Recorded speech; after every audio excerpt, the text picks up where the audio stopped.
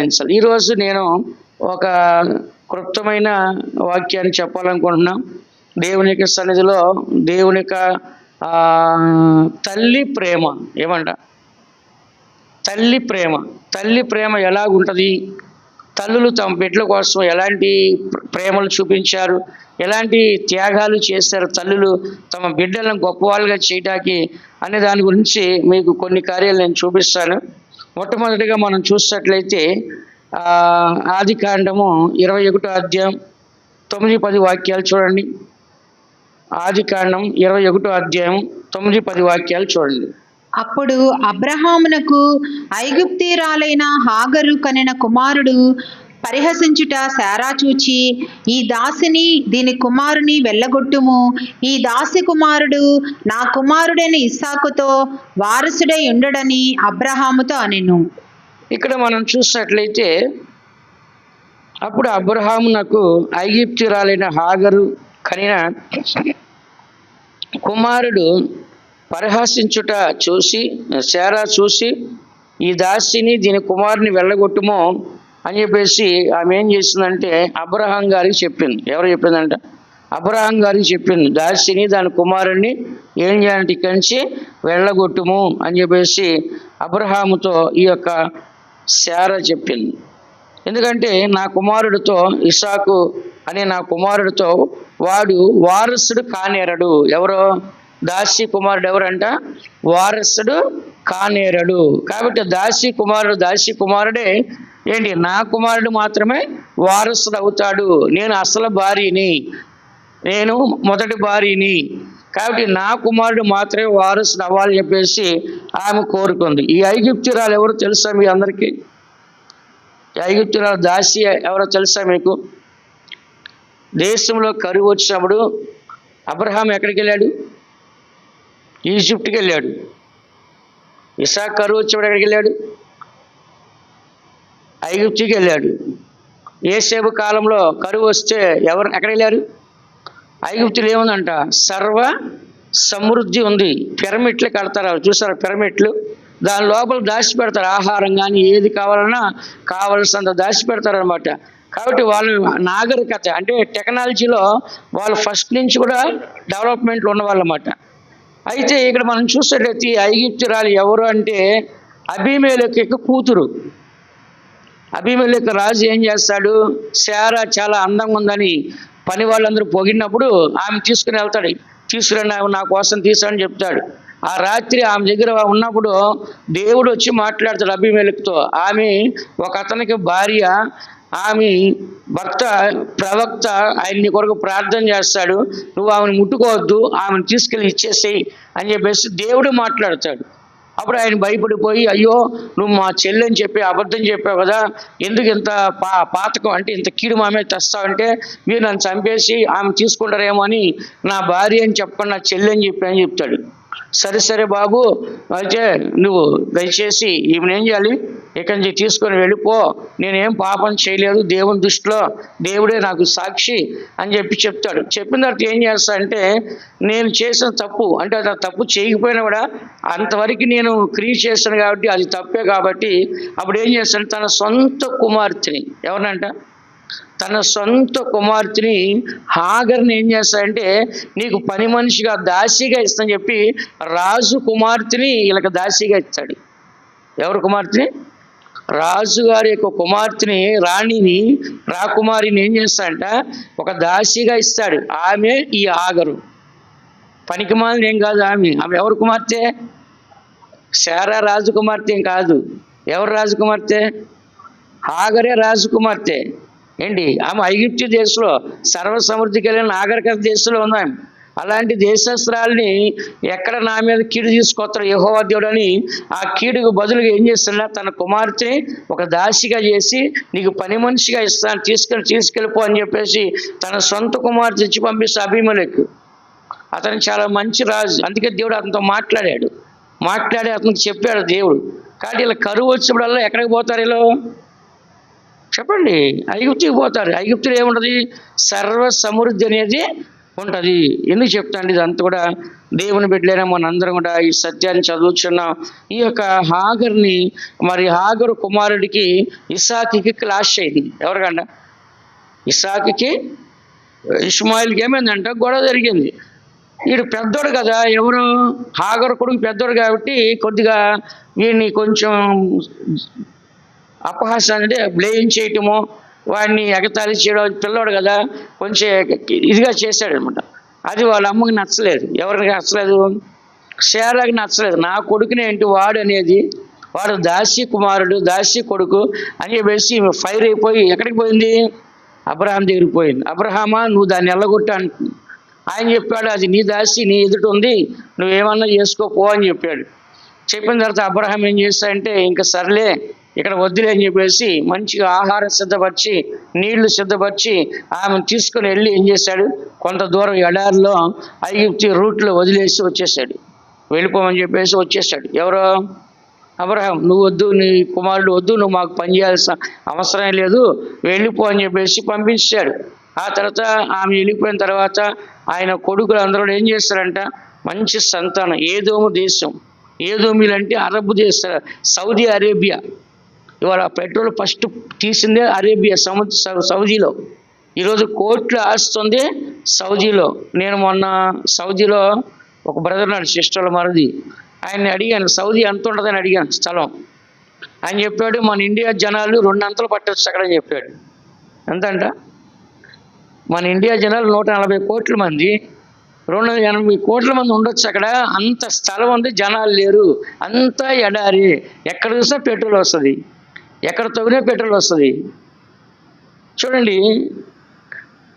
కాబట్టి ఇలా చూసినట్లయితే దేవుని బట్టి మనము ఈ యొక్క హాగరు కొడుకు కూడా రాజు అయ్యాడు. ఆ తర్వాత అతను 12 మంది రాజులు కన్నాడు. ఎంతమందిని అంట? 12 మంది రాజులు కన్నాడు. విన్నారా? ఇప్పుడు మరి మిగతా గల్ఫ్ దేశాలు అన్నీ కూడా ఈయన కొన్నేమో ఏసాబుగా దేశాలు కొన్ని, ఆ తర్వాత ఇస్మాయిల్ దేశాలు కొన్ని. ఇవన్నీ సౌదీ అరేబియా కంట్రీస్, గల్ఫ్ దేశాలు మొత్తం వాళ్ళే. అక్కడంతా ఏముంది? పెట్రోలు, క్రూడ్ ఆయిల్ చేస్తారు. క్రూడ్ ఆయిల్ నుంచి ఏం చేస్తారు? ఫస్ట్ గ్యాస్ తయారు చేస్తారు. ఆ తర్వాత ఏం చేస్తారు? పెట్రోల్ తయారు చేస్తారు. ఆ తర్వాత ఏరోప్లేన్లు వాడే పెట్రోల్ తయారు చేస్తారు. ఆ తర్వాత కిరసనాలు తయారు చేస్తారు. ఆ తర్వాత డీజిల్ తయారు చేస్తారు. ఆ తర్వాత తారు రోడ్లు వేసే తారు తీస్తారు. దాంట్లోంచి అన్ని తీస్తారు. దేంట్లోంచి? ఆ క్రూడ్ ఆయిల్లోంచి. ఆ క్రూడ్ ఆయిల్లోంచి ఇవన్నీ ఏం చేస్తారు? తీస్తారు. కానీ ఇప్పుడు వాళ్ళకున్నంత డబ్బు ఎక్కడుంది చెప్పండి? కువైట్ ఒక దీనార్ ఏమంటారు? దీనార్. కువైట్ ఒక దీనార్ తీసుకొస్తే మనకి ఎంత ఇద్ది? 250 దినార్లు ఇద్ది. అక్కడ 1 లక్ష తీసుకొస్తే మనకి ఇక్కడ ఎంత ఇద్ది? 250 లక్షలు ఇద్ది. చూడండి. కాబట్టి దేవుని బిడ్డలైన మన అందరం కూడా దేవునికి సన్నిధానంలో ఇక్కడ చదువుతున్న సత్యాన్ని మనం చూసినట్లయితే కనుక, ఈ యొక్క ఆ శారాకి మనం చూసినట్లయితే తన యొక్క కోపం అంతా ఏంటి చెప్పండి? ఈ దాసిని దీని కుమారుని వెళ్ళగొట్టుము, ఈ దాసి కుమారుడు నా కుమారుడు ఇస్సాకుతో వారసుల ఎన్నుడని అబ్రహాముతో అన్నాడు. ఆ శారా యొక్క పోరాటం అంతా ఏంటి ఇక్కడ? వారసత్వం. దేనికంట? వారసత్వం. కాబట్టి నా బిడ్డే వారసత్వాన్ని ఇవ్వాలి. అబ్రహాముకి సంతానం నా బిడ్డే ఉండాలి. నా బిడ్డ ద్వారానే ఆశీర్వాదాలని దేవుడు మాకు ఇవ్వాలి. మా ద్వారానే ఈ భూమి అంతా ఆశ్రయించబడాలి చెప్పేసి ఏం చేసిందేమి? వారసత్వం కోసం పోరాడింది శారద. శారా ఎవరి కోసం పోరాడింది? వారసత్వం వరకు పోరాడింది. ఆదికాండము 25వ అధ్యాయం 15వ వాక్యం చూడండి. ఆదికాండం 25వ అధ్యాయం 15వ వాక్యం చూడండి. హదరు, తేమ, ఎతూరు. 25:15 అమ్మా, అదేనా?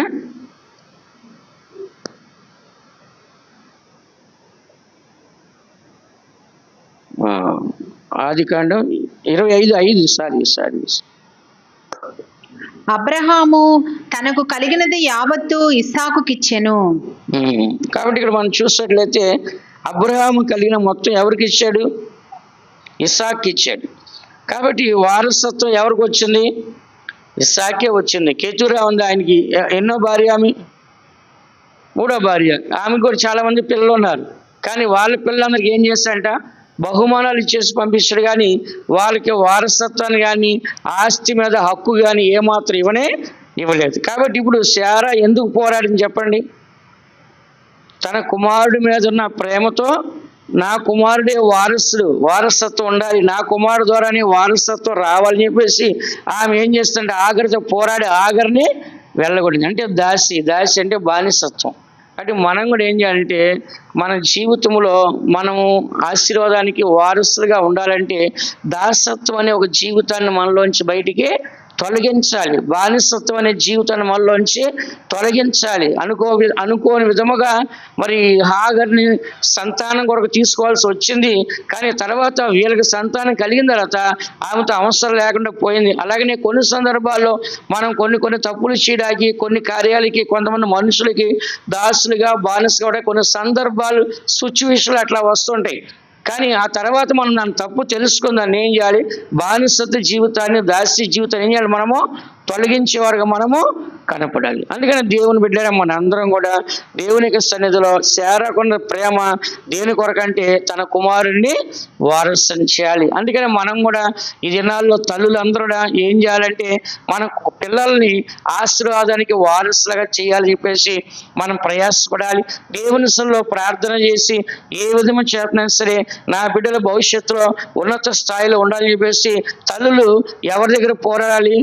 దేవుని దగ్గర పోరాడాలి. ఎవరి దగ్గర అంట? దేవుని దగ్గర పోరాడాలి. శారాన్ని మనం చూసినట్లయితే ఇక ఎక్కడ పోరాడింది ఆమె? అబ్రహాం దగ్గర పోరాడింది. కానీ దేవుడు ఏమన్నాడు తెలుసా అబ్రహాంతో? శారా నీతో చెప్పే ప్రతి మాట ప్రకారంగా నువ్వు చెయ్యి, దాని కుమారుని ఏం చేయాలి? బయటికి పంపించేస్తే అని చెప్పాడు. కాబట్టి శారాని మనం చూసినప్పుడు ఒక ఆత్మీయ తల్లి, ఆమె చేసే ప్రతిదీ కరెక్ట్గా ఉండదు. అందుకే దేవుడే ఉన్నాడు శారాని ఏం చేయమన్నాడు? శారా చెప్పినట్టుగా చెయ్యి అన్నాడు. కాబట్టి మనం కూడా ఈ దినాల్లో దేవునికి సన్నిధిలో, దేవుని దృష్టిలో దేవునికి మనం అంగీకరించబడే ఒక దేవుని బిడ్డలుగా మనం ఉండటానికి మనం ప్రయాసపడాలి. కాబట్టి ఆశీర్వాదం కోసం కాదు, కానీ వారసత్వం కోసము నా కుమారుడు ఉండాలి, దాసి కుమారుడు వెళ్ళగొట్టబడాలి, వాళ్ళు వారసులు కారని చెప్పేసి శారా పోరాడి ఏం చేస్తుందంటే ఇస్సాకుని వారసులుగా చేసింది. ఇస్సాకు నుంచి ఎవరు వచ్చారు? ఏశావు, యాకోబు వచ్చారు. వాళ్ళ నుంచి ఎవరు వచ్చారు? వారసత్వంలో 12 మంది వచ్చారు. 12 మందిలో ముఖ్యమైన వారసుడు ఎవరు? ఏసేవు స్టోరీ ఎక్కువగా ఉంది చెప్పాలంటే కదా. కానీ ఇప్పుడు అసలు మిగిలింది 12 గోత్రాల్లో ఎంతమంది గోత్రాలు మిగిలారు? ఒకటే మిగిలింది, యూదులు. వాళ్ళందరూ ప్రపంచంలో చెదిరిపోతే ఇప్పుడు ఏరుకుంటూ వస్తున్నారు. ఇజ్రాయెల్ ఏం చేస్తున్నారు? మొన్న మణిపూర్ నుంచి 2000 మంది తీసుకెళ్ళిపోయారు ఇజ్రాయెల్ దేశానికి. యూదులు, ఎఫ్రాయిం గోత్రము, మనీషా గోత్రం, ఎవరెవరు ఉన్నారంట అక్కడ. అప్పట్లో చెదిరిపోయారు.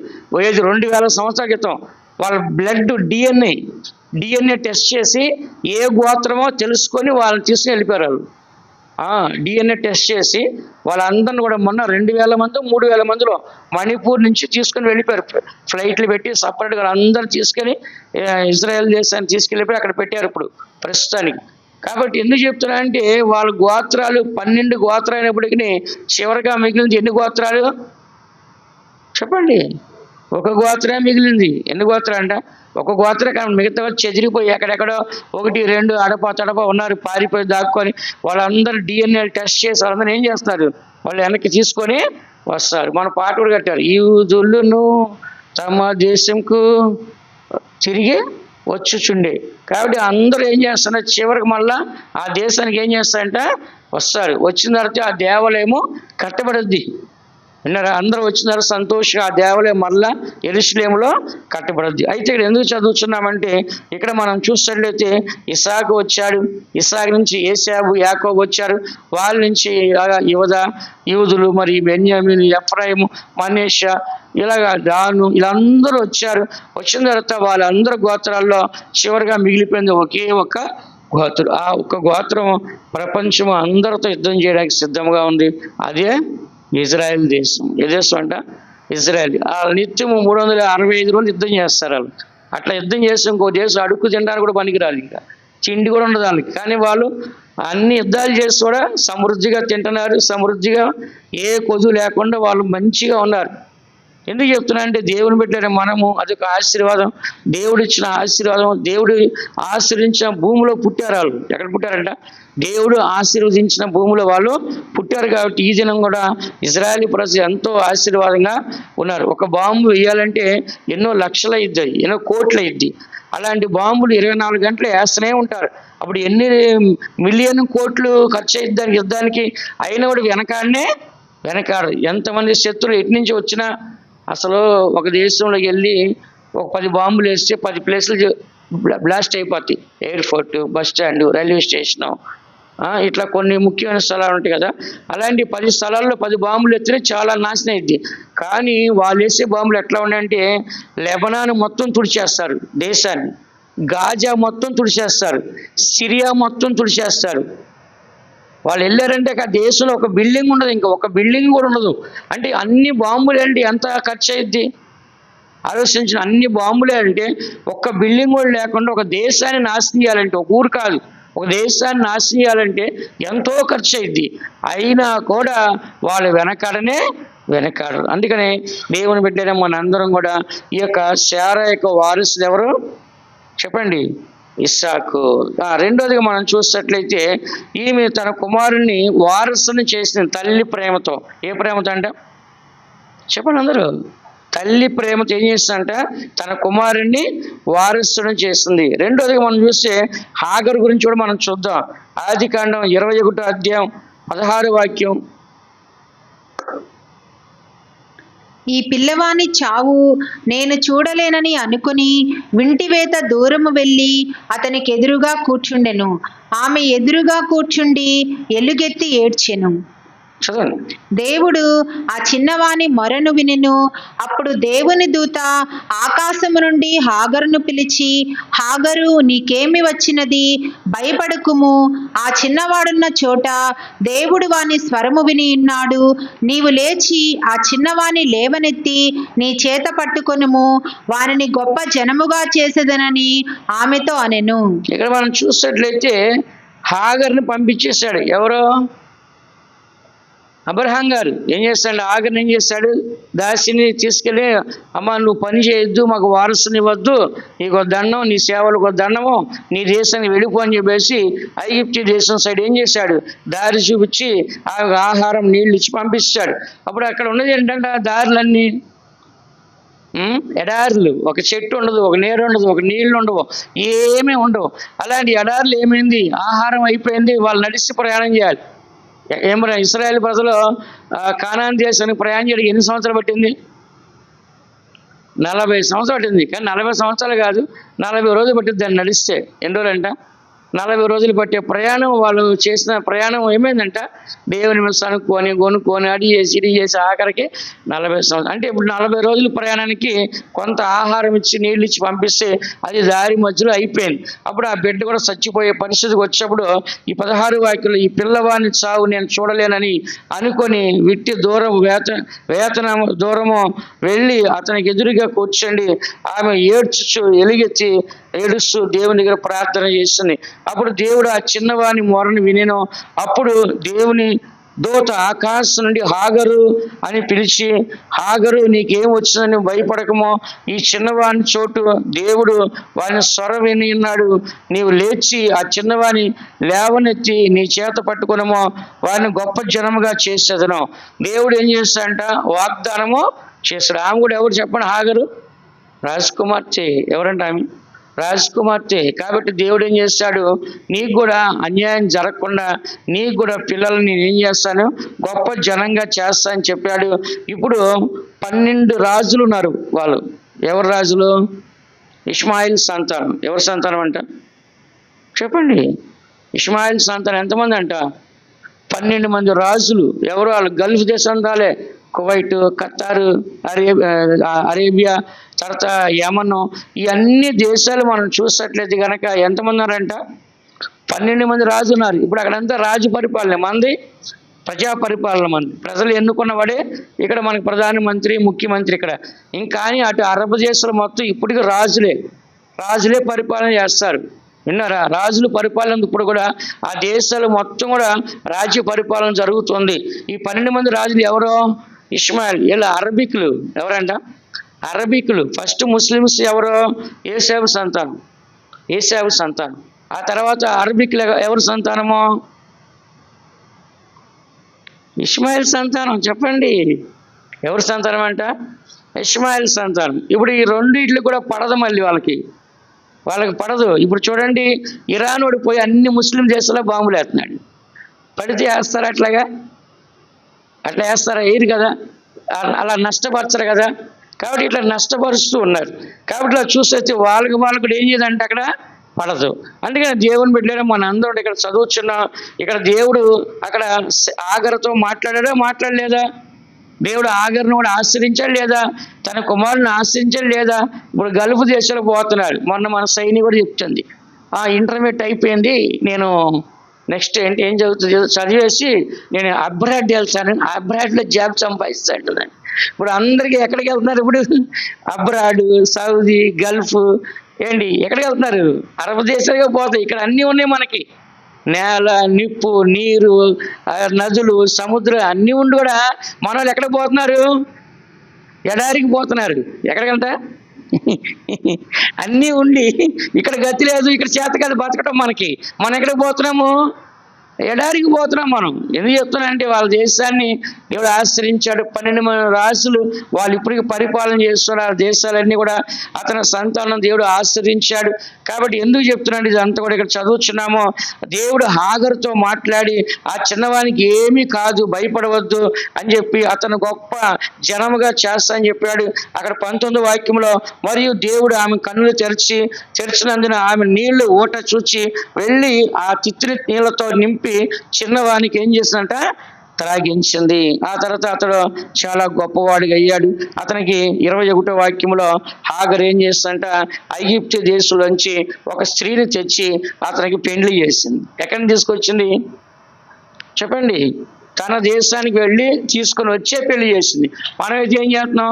ఏ కులమైనా పర్లేదు, ఏ మతమైనా పర్లేదు, ఏ జాతి అయినా పర్లేదు, ఏ భాష అయినా పర్లేదు, ఎవడైనా పర్లేదు, చూస్తాక బాగున్నాడు, వాడు వేసి ఎదవేషాలు, ఆ అమ్మాయి వేసి ఎదవేషాలు బాగానే ఉన్నాయని చెప్పి చేసేసుకున్నారు ఇప్పుడు గుడ్డిగా. కానీ ఆ రోజుల్లో కూడా చూడండి, తన దేశానికి పోయి మరలా తన దేశస్తురాలే, తన వంశస్తురాలే, రాజు వంశంలో పుట్టిన అమ్మాయిని తన కులస్తులు తీసుకొచ్చి అతని పెళ్లి చేసి అతని రాజుని చేసి అతనికి పుట్టిన 10 మంది రాజులే వారసత్వం ఇప్పుడు గల్ఫ్ దేశాలు మొత్తం ఏలుబడి చేస్తుంది. కువైట్ ఒక్క దినార్ తీసుకొచ్చి మనకి 250 దినార్లు అయింది. అక్కడ 1 కోటి రూపాయలు సంపాదిస్తే ఇక్కడ 250 కోట్లు అయింది. అబ్రాడ్ వెళ్తున్నారు చూసుకో, ఫుల్ డబ్బు. అక్కడ నుంచి తీసుకొచ్చాను, ఇక్కడ మారిస్తే ఏమైందంటే ఫ్లైట్లో సూట్ కేసు నిండిపోద్ది. కాబట్టి ఆ దేశాలు ఏంటంటే అంత గొప్ప దేశాలు అక్కడ. ఎందుకని? అంత పెట్రోలు, డీజిల్, గ్యాస్ అన్నీ అక్కడి నుంచి రావాల్సినాయి. ఇప్పుడు మన ఇండియాకి ఇంట్లో వంట గ్యాస్ ఎక్కడి నుంచి వస్తుంది? ఆ ఎడారి నుంచే వస్తుంది. ఎక్కడి నుంచి అంట? పెట్రోల్ కానీ, డీజిల్ కానీ, కిరసనాలు కానీ, గ్యాస్ కానీ ఎక్కడి నుంచి వస్తుంది? మొన్న అక్కడ హర్మోజ్ జలసంధి దగ్గర ఏం చేస్తారు? ఆపేస్తే ఏమైంది? ఎక్కడ బంద్ అయిపోయినాయి. అన్ని దేశాలు గ్యాస్, పెట్రోల్ అన్నీ ఆగిపోయినాయి. కాబట్టి మనకు అన్నీ ఎక్కడి నుంచి రావాలి? ఆ ఎడారి దేశాల నుంచే రావాలి. దేవుడు ఏం చేస్తాడు? నీ భూమి చమురుతో నింపబడును, ఆకాశం మంచు దాన్ని తాగుద్దని చెప్పాడు ఎడారి. కానీ ఎడారిలో ఇప్పుడు ఖర్జూరకాయలు బాగా పండుతాయి. మాకు మొన్న తెచ్చారు సౌదీ నుంచి ఖర్జూరకాయలు తెచ్చారు, చాలా బాగున్నాయి. అలాగే మళ్ళీ అక్కడి నుంచి మాకు కొన్ని సామాన్లు తెచ్చారు, ఇప్పుడు ఎన్ని వద్దులే. అక్కడ ఇప్పుడు కూరగాయలు కూడా పండిస్తారంట, పండ్లు కూడా పండిస్తారంట. అది ఎవరి technology? Israel technology. First plastic కనిపెట్టింది ఎవరు? ఇజ్రాయెల్. ప్లాస్టిక్ ఎందుకు కనిపెట్టారు? ఫస్ట్ ప్లాస్టిక్ ఎందుకు కనిపెట్టారంటే భూమిలో నీళ్లు పోస్తే ఇంకిపోతున్నాయి, కిందకి వెళ్ళిపోతుంది, అంత ఇసుక కాబట్టి. అప్పుడు వాళ్ళు ఏం చేస్తారంటే ప్లాస్టిక్ షీట్ పెద్ద తయారు చేసి భూమిలో ఒక 5 అడుగులు లేకుండా 10 అడుగులు ఇసుకంతా తవ్వేసి ఈ షీట్ వేసి దానిపైన మళ్ళీ ఆ ఇసుక వేసి నీళ్లు పోస్తే ఏమైందంట? నీళ్ళు అక్కడే ఉన్నాయంట. అప్పుడు ఏం చేస్తారు? ఆ నీళ్ళల్లోనే పంటలు పండించారు ఇజ్రాయెల్ ప్రజలు. కాబట్టి ఫస్ట్ ప్లాస్టిక్ తయారు చేసింది ఎవరు? ఇజ్రాయెల్. ఇప్పుడు ఈ టెక్నాలజీ పెట్టుకొని సౌదీ అరేబియా అన్ని కంట్రీస్ ఏం చేస్తుందంట? ఈ ప్లాస్టిక్ షీట్లు పెట్టి దాన్ని నీళ్లు స్టోరేజ్ చేసి చెరువుల్లాగా, కాలువల్లాగా, నదుల్లాగా ఏం చేస్తారు? సముద్ర నీళ్ళు ఫిల్టర్ చేసుకొని వాటిలో వాడుకుంటున్నారు. వాళ్ళకి ఏమీ లేనప్పుడు కూడా టెక్నాలజీని వాడుతున్నారు వాళ్ళు.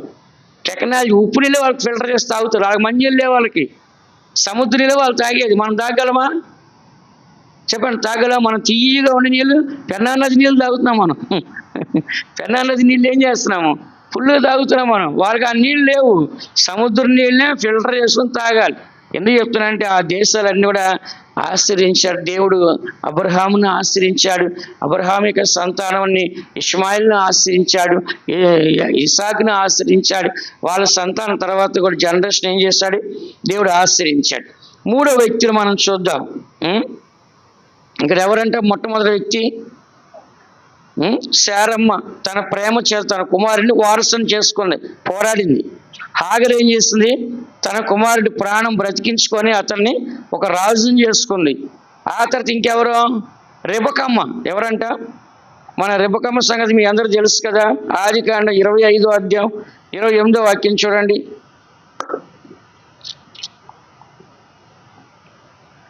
ఇస్సాకు ఏశావు తెచ్చిన వేట మాంసమును తినుచుండెను కనుక అతన్ని ప్రేమించెను. రిబ్కా యాకోబును ప్రేమించెను. ఇక్కడ రిబకాకు వచ్చిన సమస్య దాన్ని ఏమంటారు, స్వార్థం. స్వార్థం ఎక్కడ వచ్చింది, ఇద్దరు పిల్లలు ఆమెకి.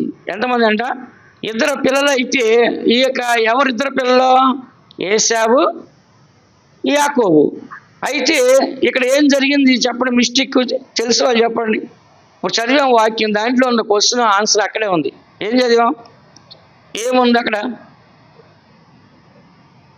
తండ్రి ఏమో ఒకరిని ప్రేమించాడు, తల్లి ఏమో ఇంకొకరిని ప్రేమించింది. కానీ ఒకరిని ప్రేమిస్తున్నారు, ఒకరిని ద్వేషిస్తున్నారు అక్కడ చెప్పాలంటే.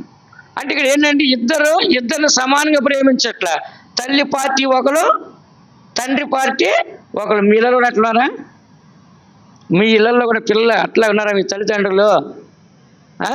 తల్లిదండ్రులు ఏం చేయాలంటే ఒకరున్నా ఇద్దరున్నా ముగ్గురున్నా సమానంగా ప్రేమించాలి. ఏం చేయాలి చెప్పండి, చెప్పండి. పెద్ద కొడుకుని ఎక్కువ ప్రేమించటము, ఏంటి చిన్న కొడుకుని ముద్దుగా ఎక్కువ ప్రేమించటము, ఇలాగంతా చేస్తే కనుక అది చాలా పాపం. కాబట్టి దేవుడు ఇద్దరిని ఇచ్చినప్పుడు ఇద్దరిని ఏం చేయాలి, సమానంగా చూడాలి, సమానంగా పెంచాలి, సమానంగా పంచిపెట్టాలి. అంటే ఇప్పుడు గవర్నమెంట్ రూల్ పెట్టింది. ఏం పెట్టింది, ఆడపిల్లకి పెళ్ళి వెళ్ళిపోయినా కూడా ఏం చేయాలంట, తండ్రి ఆస్తిలో సమాన హక్కు ఇవ్వాలి. పెళ్లి చేసి ఘనంగా 10 లక్షలు 20 లక్షలు కట్టించి పెళ్లి చేసినా కూడా తర్వాత కూడా వచ్చి ఏం చేయొచ్చు అంటే ఉన్న ఆస్తిలో నలుగురుంటే నలుగురికి సమానంగా పంచాలి. అయితే ఇక్కడ మనం ఎందుకు చదువుతున్నాం అంటే ఈ రిబకమ్మకి ఏమంటే యాకోబు అంటే ఇష్టం, ఇస్సాక్కి ఎవరంటే ఇష్టమో, ఏశావు అంటే ఇష్టం. అప్పుడు ఏం జరిగింది, ఇక్కడ ఆమెకి స్వార్థం వచ్చింది. ఏమని స్వార్థమో, యాకోబే బాగుండాలి, యాకోబే బాగా ఎదగాలి, యాకోబే ఆశీర్వాదం ఉండాలి, యాకోబే బాగా తినాలి, యాకోబే బాగా తాగాలి, యాకోబే బాగా సుఖంగా ఉండాలి అని చెప్పేసి ఈ మనసు అంతా యాకోబు మీద ఉంది.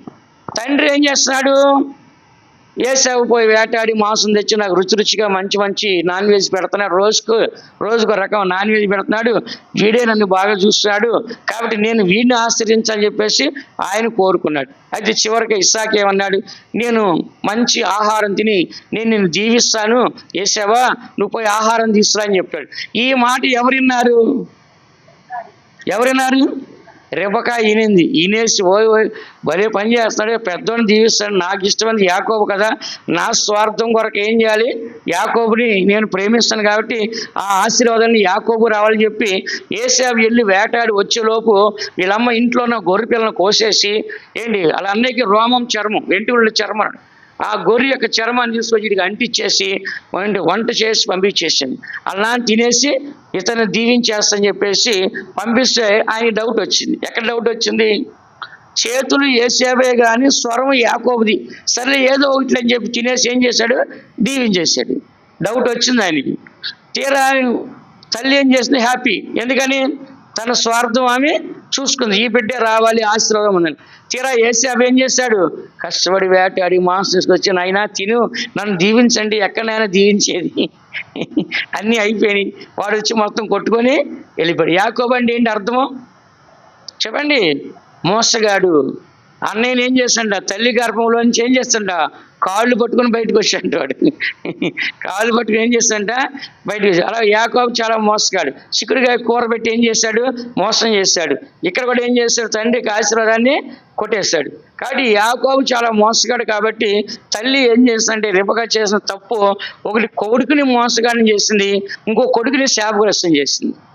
ఏం చేసిందంట, ఒక కొడుకునేమో మోసగాడిని చేసింది, ఇంకో కొడుకుని ఏం చేసింది, శాపగ్రస్తం చేసింది. అలా ఉండొచ్చా, తల్లి ప్రేమ ఉండాలి కానీ అలా ఉండొచ్చా చెప్పండి, రేపు యవ్వన పిల్లలు కూడా పెళ్ళైన తర్వాత మీకు 2 పిల్లలు పుడతారు. మీరు ఆడపిల్లని ప్రేమించి మగ పిల్లాడిని వదిలేయటం కాదు, వాళ్ళ నాన్నకి ఏం చేయాలి, ఇద్దరిని సమానంగా ప్రేమించాలి. మా అమ్మ మమ్మల్ని కనింది ముగ్గురిని, మా ముగ్గురిని కూడా సమానంగా చూసేదాన్ని. మా నాన్న అనేవాడు, పెద్దోడు కొంచెం ఎక్కువ పెట్టననేవాడు. లేదు లేదు లేదు, నువ్వు అట్టే చెప్తుంటావు, నేను అట్లా చేయకూడదు, అది పాపము అని చెప్పి ముగ్గురికి సమానంగా పెట్టేది మా అమ్మ. ఆయన అనేవాడు, పెద్దోడు కొంచెం ఎక్కువ పెట్టాను, నేనంటే ఇష్టం ఆయనకి ఎక్కువ, వాడిని కొంచెం ఎక్కువ పెట్టనేవాడు మంచిగా. లేదు లేదు లేదు, అది కుదరదు, అది పాపము, నేను ముగ్గురికి సమానంగానే పెడతానని చెప్పి పెట్టేదాన్ని. నిజంగా తల్లి చాలా సమానంగా మమ్మల్ని ప్రేమించింది. ఎవరిని కూడా ద్వేషించినట్టు కానీ ఒకరిని ఎక్కువ ప్రేమించినట్టు కానీ నేను చూడలేదు. ఏ రోజున ఒకరిని ఎక్కువ ప్రేమించడం కానీ, ఆడపిల్లని చెప్పి ఎక్కువ ప్రేమించడం, మగపిల్లని చెప్పి దూరం అట్లా కూడా ఏం చేయలేము మా అమ్మ. ఎందుకు చెప్తున్నానంటే తల్లి ప్రేమ ఉండాలి, కానీ ఇలాగ ఒకరిని మోసగాడిగా చేసి ఒకరిని శాపగా చేయొచ్చా చెప్పండి, చేయొచ్చా? చేయకూడదు. కాబట్టి మనం ఎవరైనా సరే, అన్నదమ్ములైనా అక్కచెల్లెలైనా తోడబుట్టిన ఎవరినైనా సరే మనం సమానంగా ప్రేమించాలి, కానీ ఒకరిని ప్రేమించి ఒకరిని ద్వేషించకూడదు. అందుకే దేవుడు ఏం చేశాడు, రోమ రాష్ట్రపత్రిక 9వ అధ్యాయం 13వ వాక్యం ఏమన్నాడు, దేవుడు ఏశావుని ద్వేషించాను, యాకోబుని ప్రేమించాను అన్నాడు. అక్కడ దేవుడు కూడా ట్రెండ్ మార్చేశాడు. చూడండి 9 రోమ 13. ఇందును గూర్చి నేను యాకోబును ప్రేమించితిని, ఏశావును ద్వేషించితిని అని రాయబడి ఉన్నది. ఇక్కడ మనం చూస్తే దేవుడికి కూడా ఏమొచ్చేసిందంట, యాకోబు మీదే ప్రేమ వచ్చేసింది. ఎవరి మీదంట, యాకోబు మీద ఏమొచ్చిందంట, ప్రేమ వచ్చేసింది. కాబట్టి దేవుడు ఇప్పుడు ఎవరి జనరేషన్ నుంచి మళ్ళీ తీసుకొచ్చాడు, ఇస్సాకు వచ్చాడు. ఇస్సాకు జనరేషన్ ఎవరు, యాకోబు ఏశావు. ఇప్పుడు ఇద్దరిలో ఎవరి జనరేషన్ వచ్చింది ముందుకి, యాకోబు జనరేషన్. యాకోబు 12 మంది పిల్లలు, 13 మంది అమ్మాయితో. ఈ 12 మంది పిల్లల నుంచే ఈ జనరేషన్ని తీసుకుంటూ వచ్చాడు, కంటిన్యూ చేసుకుంటూ వచ్చాడు దేవుడు. కాబట్టి ఎందుకు చెప్తానంటే దేవుని బిడ్డలారా, మనందరం కూడా దేవుడికి కూడా చూడండి ఏమైందంట, యాకోబు అంటే ప్రేమ వచ్చేసిందంట. ఎవరు యాకోబు అంటే ఎవరు చెప్పండి, మోసగాడు. ఇప్పుడు ఈ దినాల్లో మనం చూస్తే మోసగాళ్ళని ఎక్కువ ప్రేమిస్తారు. అమ్మాయిలు మోసపోయేది కూడా మోసగాళ్ళ దగ్గరే, అబ్బాయిలు మోసపోయేది కూడా మోసగత్తుల దగ్గరే. కాబట్టి అందరూ మోసపోయేది ఎక్కడంట, మోసగాళ్ళ దగ్గరే మోసపోతారు. అర్థమవుతుందా? కాబట్టి ఇక్కడ మనం చూస్తే దేవుడు మోసపోలేదు. కానీ ఏశావును మనం చూసినట్లయితే అతను అరణ్యవాసి, దేవుడికి ఇష్టం లేదు. యాకోబు గుడారవాసి, ఎప్పుడు తల్లి దగ్గర తండ్రి దగ్గర ఇంట్లో పద్ధతిగా భక్తిగా ప్రార్థనలో సాంప్రదాయంగా ఉంటాడు యాకోబు. కానీ ఏశావు వచ్చి అరణ్యవాసి, ఎప్పుడు చూసా వేటాడుతాను, రోడ్లు తిరగటము, చెట్లు ఎమ్మడి తిరగటం, పొట్లు ఎమ్మడి తిరగటము, నదులు ఎమ్మడి తిరగటము, ఆ జంతువు చంపడం, ఈ జంతువు చంపడం, మాంసం తెచ్చుకోవడం, తినటం, ఇదే పని వాడు. అది ఈడు కరెక్ట్ కాదనుకొని దేవుడు కూడా ఏం చేస్తే అతన్ని ద్వేషించాడు. అందుకని మలాకి రాష్ట్రపతి గ్రంథము 1వ అధ్యాయం 2-3 వాక్యాలు చూడండి. మలాకి గ్రంథము 1వ అధ్యాయం 2-3 వాక్యాలు కూడా ఈ మాట రాస్తుంటుంది. దేవుడు అక్కడ ద్వేషించని చెప్తున్నాడు స్పష్టంగా. ఇశ్రాయేలును గూర్చి మలాకి ద్వారా పలుకబడిన యెహోవా వాక్కు, యెహోవా సెలవిచ్చినదేమనగా, నేను మీ ఎడల ప్రేమ చూపియున్నాను, అయితే మీరు ఏ విషయమందు నీవు మా ఎడల ప్రేమ చూపితివందురు. ఏశావు యాకోబునకు అన్నకాడా, అయితే నేను యాకోబును ప్రేమించితిని, ఇదే యెహోవా వాక్కు. ఏశావును ద్వేషించి, చాలు, యాకోబును ప్రేమించి ఏశావుని ఏం చేస్తాడంట, ద్వేషించాడు. ఎవరి ప్రేమ ఇది, దేవుని ప్రేమ. చెప్పండి, ఎవరి ప్రేమ అంట, నేను మీ ఎడల ప్రేమ చూపినాను, అయితే మీరు ఏ విషయమందు నీవు మా ఎడల ప్రేమ చూపుతూ అందరూ. ఏశావు యాకోబు అన్న కాడా, అయితే నేను అన్నని ప్రేమించకుండా తమ్ముడిని ప్రేమించాను, అన్నని ఏం చేస్తాడంట, ద్వేషించా అన్నాడు. కాబట్టి ఇక్కడ మనం చూసినట్లయితే రెబెకా మంచి తల్లి, స్వార్థపరురాలా? సమాధానం చెప్పండి నాకు.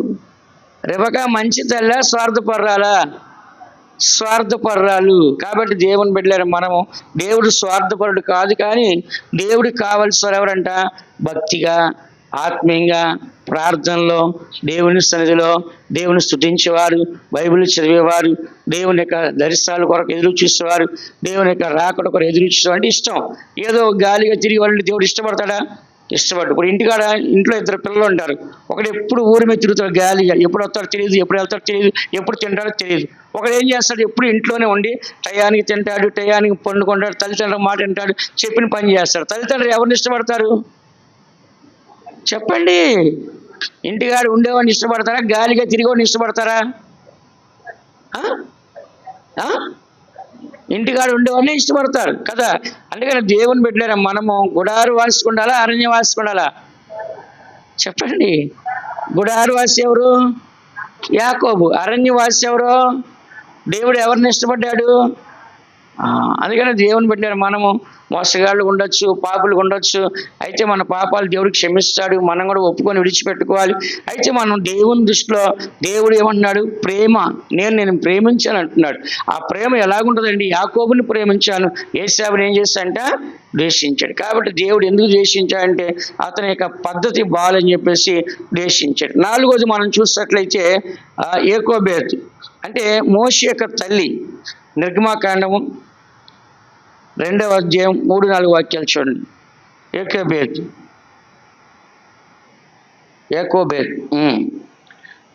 తరువాత ఆమె వాని దాచలేక వాని కొరకు ఒక జమ్ము పెట్టె తీసుకొని దానికి జిగట మన్నును కీలును పూసి అందులో ఆ పిల్లవానిని పెట్టి ఏటి ఒడ్డున జమ్ములో దానిని ఉంచగా వానికేమి సంభవించినో తెలుసుకొనుటకు వాని అక్క దూరముగా నిలిచి ఉండెను.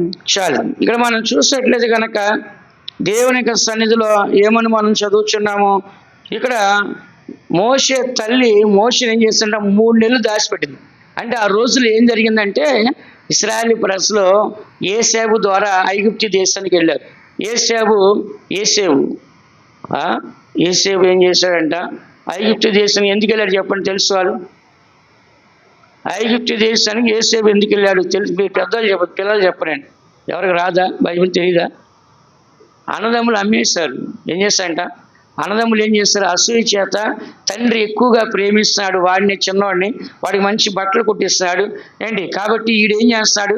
మనం చేసే చెడ్డ పనులన్నీ నాన్నకు పోయి చెప్తా ఉన్నాడు. కాబట్టి వీడిని ఏం చేయాలి? చంపేద్దారని చెప్పి ప్లాన్ చేశారు. అప్పుడు ఒకడు ఏం చేస్తాడు? అరే చంపితే పాపంరా, మన అమ్మేస్తే పోద్దరని చెప్పాడు.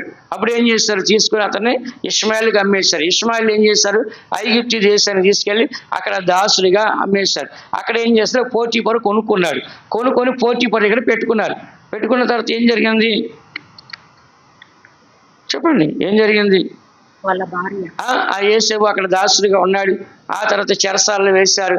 ఆ తర్వాత ఆ దేశానికి రాజు అయిపోయాడు. అక్కడ ఆయనకి ఏం చేశారు? ఆసాన్యతనిచ్చి పెళ్లి చేశారు. పెళ్లి చేస్తే ఆయనకి ఎంతమంది? 2 పిల్లలు పుట్టారు. ఆ పిల్లలు పుట్టిన తర్వాత ఏమయ్యారు వాళ్ళు? భార్య, భర్త, 2 పిల్లలు. ఎంతమంది అయ్యారు? ఫ్యామిలీ 4. ఫస్ట్ ఎంతమంది వెళ్ళారు? ఒక్కడు వెళ్ళారు. ఇప్పుడు ఎంతమంది అయ్యారు? 4 అయ్యారు. ఈ 4 ఏం చేస్తారంటే మళ్ళా కరువు వచ్చింది. ఎక్కడ?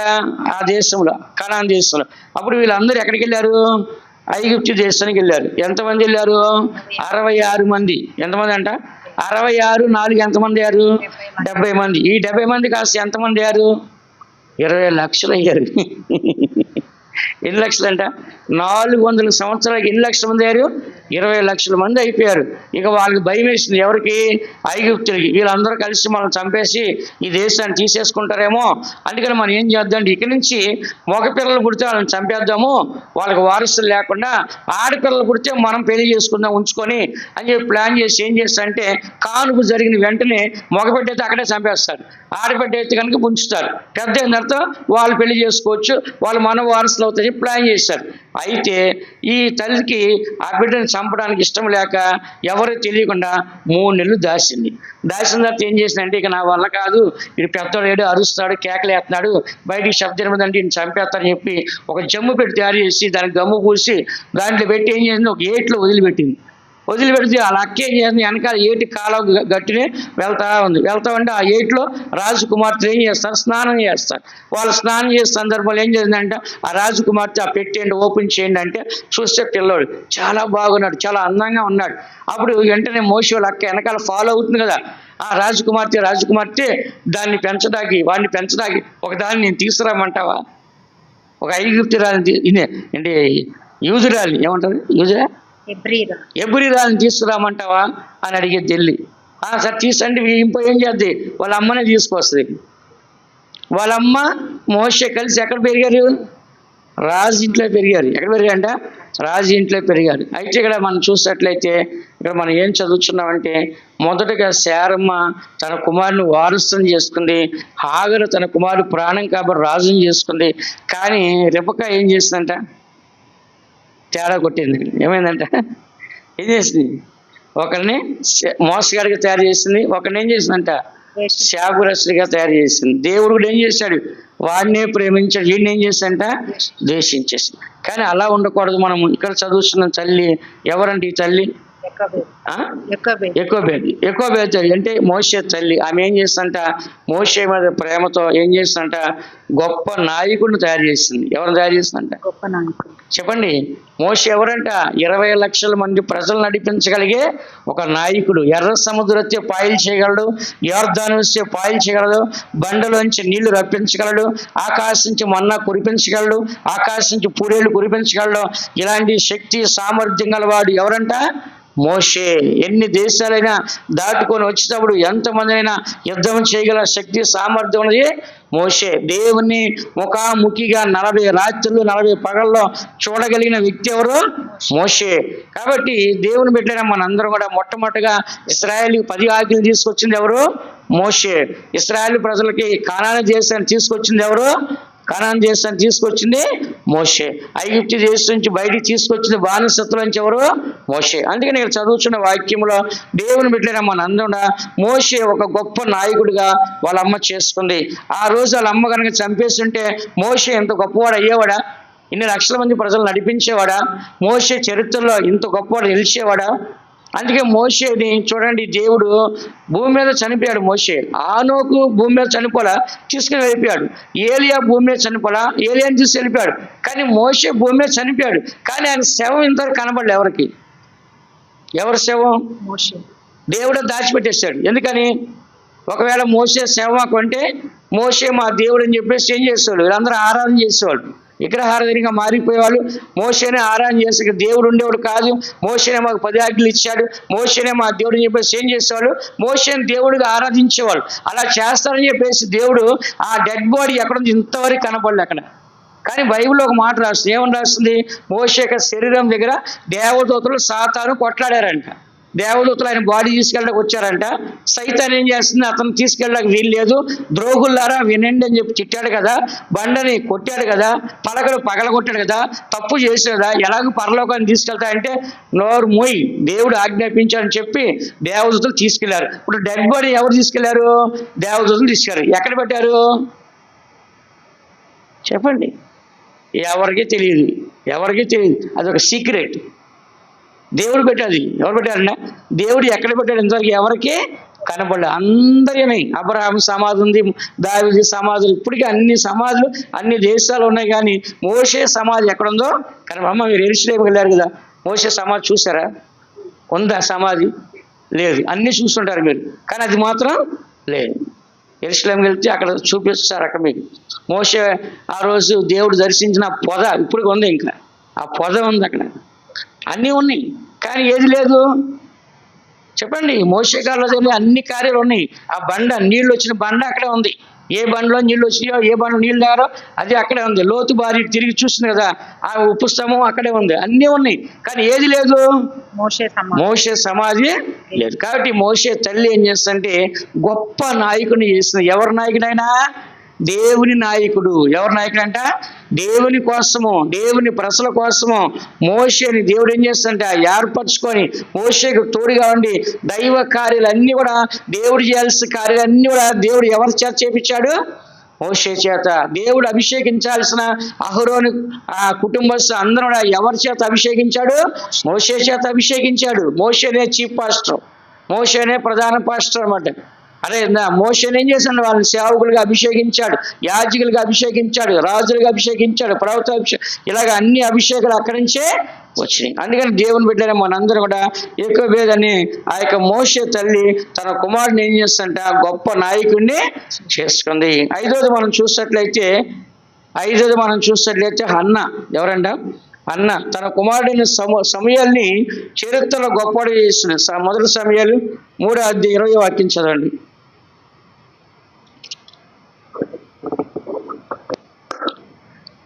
కాబట్టి సమూయేలు యెహోవాకు ప్రవక్తగా స్థిరపడనని దాను మొదలుకొని బెయేర్షెబా వరకు ఇశ్రాయేలీయులందరూ తెలుసుకొనిరి. ఇశ్రాయేల్ ప్రజలు 12 వంశాలు ఉంటే 12 గోత్రాలు ఉంటే 12 గోత్రాలు కూడా ఏమైందంట అందరికీ తెలిసిపోయింది.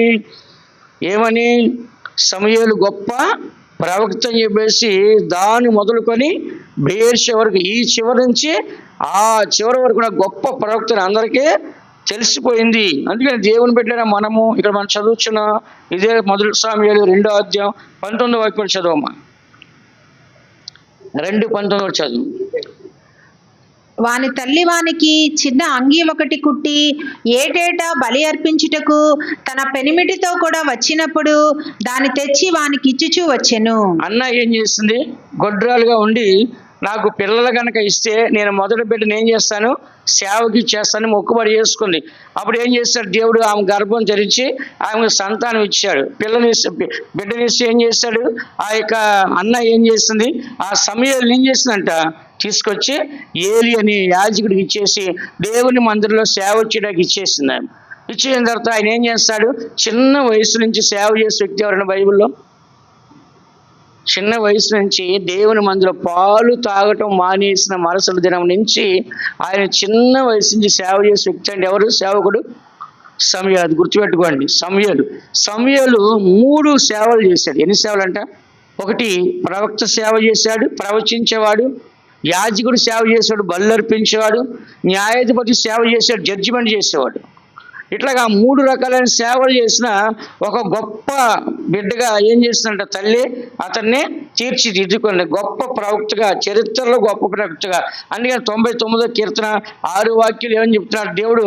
ఆ యాజకుల్లో మోషే అహరోను నాకు ఉన్నారు, ప్రవక్తలు ప్రార్థన చేసే వారిలో సమూయేలు ఉన్నాడంట. చదవమాట. ఆయన యాజకులలో మోషే అహరోనులుండిరి, ఆయన నామమును బట్టి ప్రార్థన చేయవారిలో సమూయేలు ఉండెను. మనం చూసినట్లయితే ఆయన నామములో మోషే అహరోనులు యాజకత్వం చేయడానికి ఉన్నారు. అయితే సమూయేలు మనం చూస్తే ప్రార్థన. ఏమని చెప్పండి అందరూ? ఎవరు చెప్తున్నారన్నమాట? దేవుడు చెప్తున్నాడు. మనం కూడా మన జీవితంలో ప్రవచించేవారుగా మనం కనపడాలి. ఆ తర్వాత మంచి యాజకత్వం, దేవుని స్తుతులు స్తోత్రాలు బలులు అర్పించే యాజకులుగా మనం కనపడాలి. అదే సమయంలో నీతి న్యాయం చేసేవారుగా న్యాయాధిపతిగా మనం కనపడాలి. 4వది ఏమంట? ప్రార్థన. చెప్పండి అందరూ. ఇశ్రాయేలు ప్రజలు కూడా సమూయేలు చెప్పారు ఒక సందర్భంలో, సమూయేలు మేము చేసిన పాపం చాలా పెద్దది, నువ్వు మా పక్షాన ప్రార్థన చెయ్యి, నువ్వు కనుక ప్రార్థన చేయకపోతే కనుక దేవుడు మా మీద కీడు రప్పిస్తాడని చెప్పేసి ఇశ్రాయేలు ప్రజలందరూ ఏం చేస్తారంట, సమూయేలుని అడిగారు. ఆ మాట చదువమ్మా. 1 సమూయేలు 12వ అధ్యాయం 19వ వాక్యం. 1 సమూయేలు 12:19. సమూయేలుతో ఇట్లనిరి, రాజును నియమించుమని మేము అడుగుట చేత మా పాపములన్నిటినీ మించిన కీడు మేము చేసితిమి. కాబట్టి మేము మరణము కాకుండా నీ దాసులమైన మా కొరకు నీ దేవుడైన యెహోవాను ప్రార్థించుము.